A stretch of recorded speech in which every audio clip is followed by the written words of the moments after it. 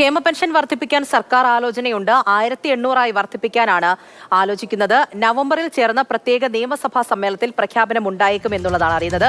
പ്രശാന്ത് കൃഷ്ണ നമ്മളോടൊപ്പം വിവരങ്ങളുമായി ചേരുന്നുണ്ട്. പ്രശാന്ത്, പ്രതീക്ഷിച്ചതാണ്. എങ്ങനെയാണ് ഇപ്പോൾ സർക്കാർ ആലോചിക്കുന്നത് ഈ ക്ഷേമ പെൻഷൻ കൂട്ടാൻ വേണ്ടിയിട്ട്? പൂജ, 2021 LDF സർക്കാരിന്റെ പ്രകടന പത്രികയിലെ വാഗ്ദാനമാണ് ക്ഷേമ പെൻഷൻ 2500 രൂപയിൽ എത്തിക്കുമെന്നത്. നിലവിൽ 1600 രൂപയാണ് ക്ഷേമ പെൻഷൻ. ഇതിപ്പോൾ ഏറെക്കാലം മുടങ്ങിയെങ്കിലും ഇപ്പോൾ കുടിശ്ശികകൾ തീർത്ത് മുന്നോട്ട് പോയിക്കൊണ്ടിരിക്കുകയാണ്. എല്ലാ മാസവും കൊടുക്കുന്ന നിലയിലേക്ക് എത്തിയിട്ടുണ്ട്.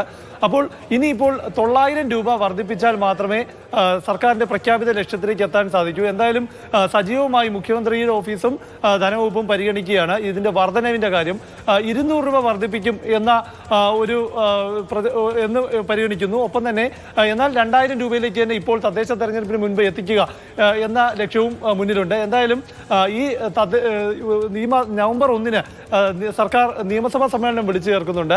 അത് പ്രത്യേക സമ്മേളനമാണ് വിളിക്കുന്നത്. അതായത് സർക്കാരിന്റെ ഇതുവരെ കൈവരിച്ച നേട്ടങ്ങളും ഒപ്പം തന്നെ ഉടൻ തന്നെ നടപ്പാക്കാൻ പോകുന്ന കാര്യങ്ങളും പ്രഖ്യാപിക്കുന്നതിന് വേണ്ടിയാണ്. അതിൽ ഈ ക്ഷേമ പെൻഷൻ വർധനയും പ്രഖ്യാപിക്കും എന്നാണ് നമുക്കിപ്പോൾ ലഭിക്കുന്ന സൂചന. പ്രശാന്ത് കൃഷ്ണയാണ് വിവരങ്ങൾ നൽകിയത്.